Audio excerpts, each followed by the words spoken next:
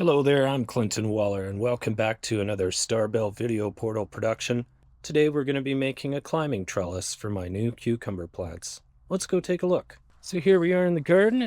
These here are my cucumbers. Looks like one of them died, but I still have 3.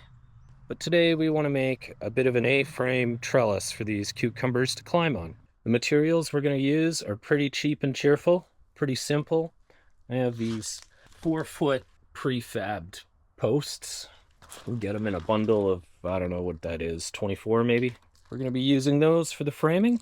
We're going to be using hemp twine to make climbing ropes in between our framage. And we're going to be screwing it all together with Robertson screws. So here's a rough frame up of our design. Maybe I'll actually measure it and center it out. We'll put them lengthwise and we'll drill holes through here, maybe 3 or 4 times so that we can put our twine through. We'll do this twice, one for each side, and then connect them together as an A-frame. So these 4-foot stakes are 4 foot long, but the stake taper begins at 44 inches. So we'll take this one in, leave a 4-inch overhang, and then the distance from those two is about 38. So what's half 38? Anyone? It's 15 plus 4, isn't it? 19. So yeah, at 19 or 20 inches, we'll put this center stake in. I'm not building furniture here. All right, before we get too carried away, we should drill our holes. So we know we're putting a board there. We know we're putting a board somewhere around here. We know we're putting a board somewhere around here. As you can see, math without a plan doesn't really help my forte, but 24 from the bottom, which is going to be 20 inches in, is our center board. Let's just do that. Here's where we're putting one side, 4 inches, center's at 20, and then the top here is at 24, just before that taper mark. What I want to do before I start assembling this, getting too carried away, is I want to drill the holes, because it's going to be a lot easier to do that pre-assembled. I'm probably going to put 4 holes in each one. I'll put the first hole at 6 inches, and then I'll put the next one at 12 inches. And then there's a center. So 20 plus 6 is 26 inches. 26 plus 6 is what? 32. Put one at 32 inches. So let's just see how I feel about that. We'll put a hole there. Put a hole there. We'll put a hole there. And we'll put a hole there. And this is where our twine is going to go through. They're not exactly centered, but we have this center beam here. And I'm not wanting to deal with fractions of inches today, so there's where we'll drill our holes. So we will do 1, 2, 3 each side, so six boards. We'll drill a hole like that. So our twine is pretty thin, but who knows, maybe I want to switch it up. I'm going to go with a bit of a fat drill. It's a larger diameter than my twine. Maybe I can get double twine through there, and that's going to be okay. I'm not going to weaken my board too much drilling those. I don't know. That looks like a 3/16 I'll be using. And I'll be using a junk piece of 2x4 underneath, just so I don't put more holes in my desk.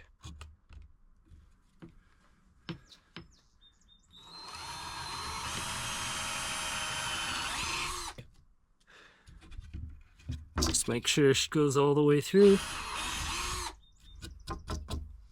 Let's see if the twine goes through there okay. Seems a bit smaller than I expected.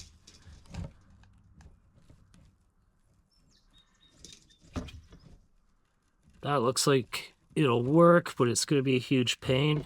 So I'm going to size that bit up a bit. Let's go with a 1/4.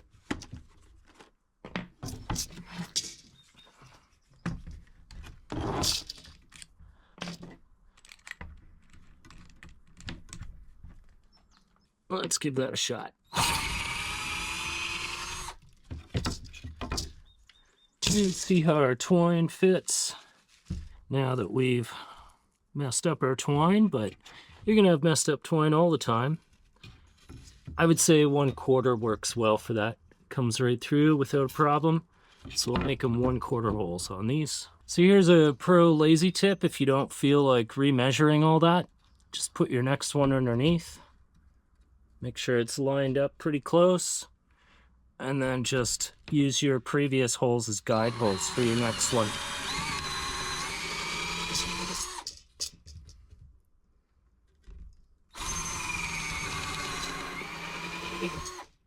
So normally I would use a number 8 screw for a wood that's this thin, but all I have today are number 10 screws, which are a bit chonky and they might cause the wood to split.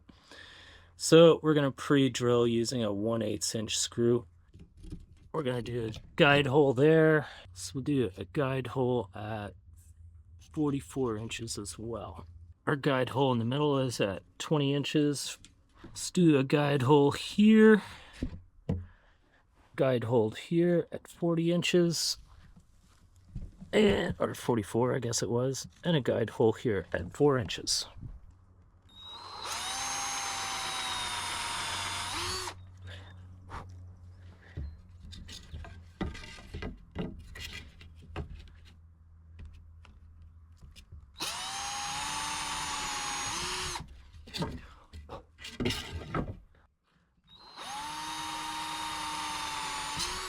And we'll do that on all 6 of them.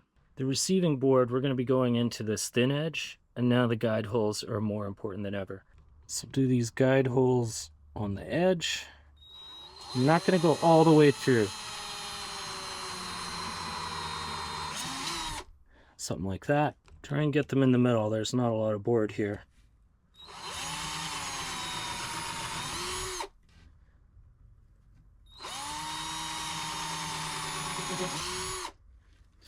All right, and do that a whole bunch before we can assemble. Pre-drilling holes is a real pain. I never used to do it, but when you're working with really thin wood like this, saves you a lot of heartache. So now that we've got everything pre-drilled, it's time for assembly. So since our framing board's on top and bottom and I guess middle, I've decided midway through this project there's going to be a middle one. It's going to be on the outside, screwing into that bottom piece. We can go ahead and start those screws to make our life a lot easier for us. So I'm using Robertson, and I love Robertson because you can put them in a drill bit and they stay put. If you don't have them in the USA, I feel sorry for you. It's a Canadian invention, I think. We're going to put the fastener in, try and keep them straight. Don't put them all the way through, just about, just so you can see it coming through there. Okay, we've got our guiding frames, or the top, bottom, mid frame pieces, pre-drilled and pre-screwed. And for those who are counting, because hardware is probably the most expensive part of this, we have 1, 2, 3, 4, 5, 6, 7, 8, 9, 10, 11, 12, 13, 14, 15, 16, 17, 18 screws, which at about $1 a piece is probably close to 20 bucks. Now what we're going to do, having pre-drilled these, you can see the hole there, we're going to affix like so. And here's where you're glad that you used a piece of wood underneath where you were drilling your guide holes, so that they're not all in my desk. For the next part of the assembly, you see I've got my pre-screws in. Just line up that pre-screw with your existing hole that you pre-drilled, and then try to hold it flush and firm.